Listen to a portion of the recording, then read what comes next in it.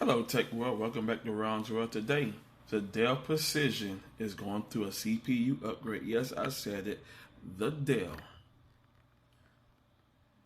Precision T3500 is going through an upgrade today. Yes,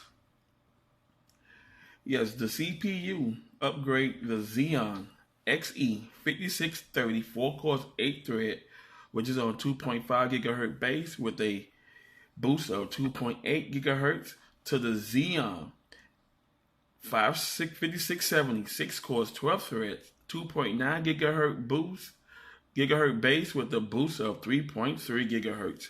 Yes, let's go ahead and get into the unboxing of it already, so y'all can go ahead and see what I'm actually talking about. Yep, as you know, it's all wrapped up and everything, so I'm just gonna do my little basic unwrapping. You know how I do. Yes. Alrighty.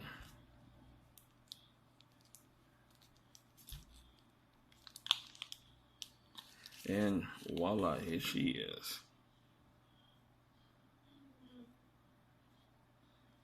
Yeah, this is the Intel Xeon X5670. As y'all can see it up close. Yes, sir.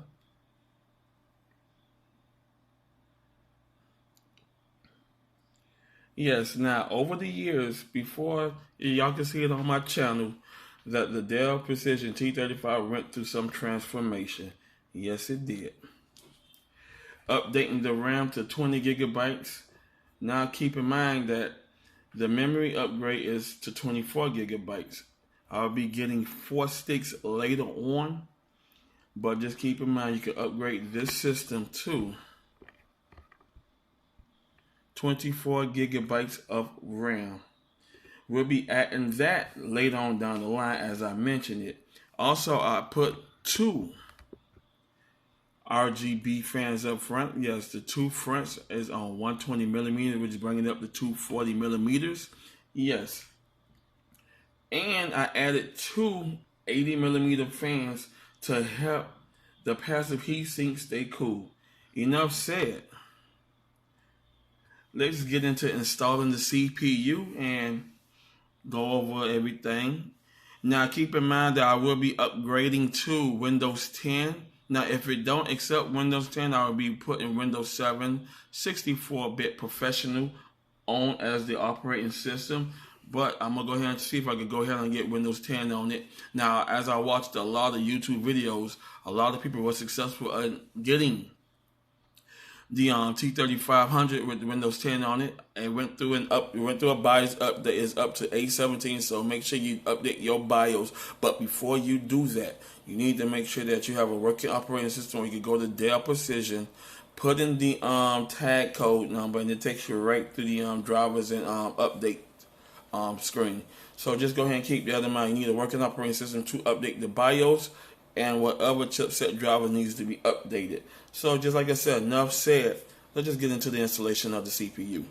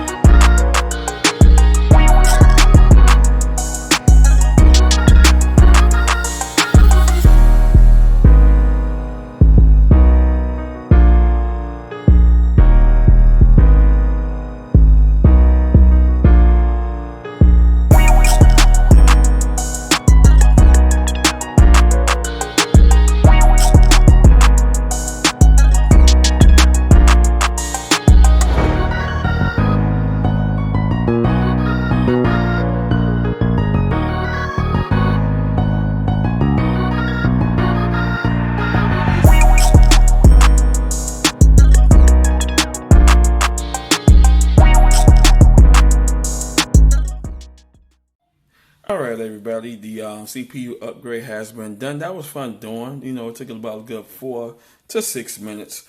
Now the moment of truth. Will she boot up? And power's on.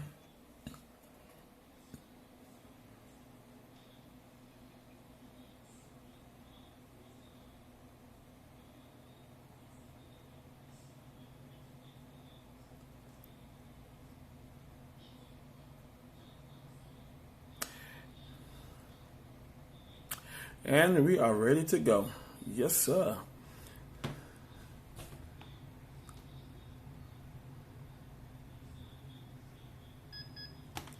As you know, I got to hit F1 because I had took the sensor fans out up front and replaced it with the RGB. So when you normally do that there, you just hit F1, or you just go ahead on there and rig it up, the sensor control connected fans and to the new fans. I don't like doing that there because it looked tacky. So I just went ahead on and went through with it. As you see, it's going into Windows. It's booting up. Just hit F1 when you make changes to the fan system up front. And voila, we are good to go. Now, what I'm going to be doing is, just like I mentioned in the previous recording, that I will be changing to Windows 10. If I can't get Windows 10 up there, I will be putting Windows 7 Professional 64-bit. So I'm just going to go ahead and see. Now, it has been recorded and stated that you can put Windows 10 on the Dell Precision T3500. I do have my Windows 10 64-bit Professional. I had to just go to URCD keys, buy the new Windows 10 keys, and go through with it. So let's go through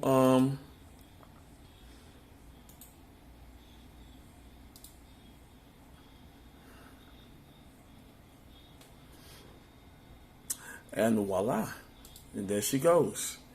I'll bring it up closer so y'all can go ahead on and see. As you see, the Intel Xeon CPU X 5670 2.93 gigahertz base with the 4.2, I think it's a 3.3 gigahertz boost. Just like I said, I don't have to boost anything, so you know how that is. Just go ahead and keep everything in stable settings, so you know how that is. As you see, everything is good to go. And we are set, ready to go. So now, as you know, Windows recognized the new CPU, installing it. That's why that's why you saw the post screen of booting into Windows 7. I had to hit the enter key. But other than that, I am ready to go. Removing the Windows 7 32-bit off of it. As you see 32-bit operation. Yep. My daughter's computer. Now she is ready to go. Yes. Now keep in mind, y'all probably saying why he's using Windows 7 and why he's not on Windows 10. Keep in mind, you can still use Windows 7. You just have to go ahead and buy a nice, good virus software that go ahead and take care of the malware and everything for you, so you don't have to worry about any issues or anybody hacking into your system, etc., etc. But you can use Windows 7. You can use Windows 8. And you can start, the latest operating system is Windows 10, which we got 4 years left to enjoy it before everything gets shipped over to Windows 11 towards the end of the year. Now keep in mind, if your computer do not have the TDP 2.0, you can buy that device from Newegg and then go ahead and install or update to Windows 11. Personally, me, I'm not too much into the glass look of Windows 11, but I know a lot of people are going to be happy with using that new feature, and I'll still be on Windows 10, so, you know, I'm happy to go ahead and enjoy my operating system. I'm very excited that y'all enjoyed this video. I love that y'all took the time out to watch it, and I got more videos coming your way. See you in the next one.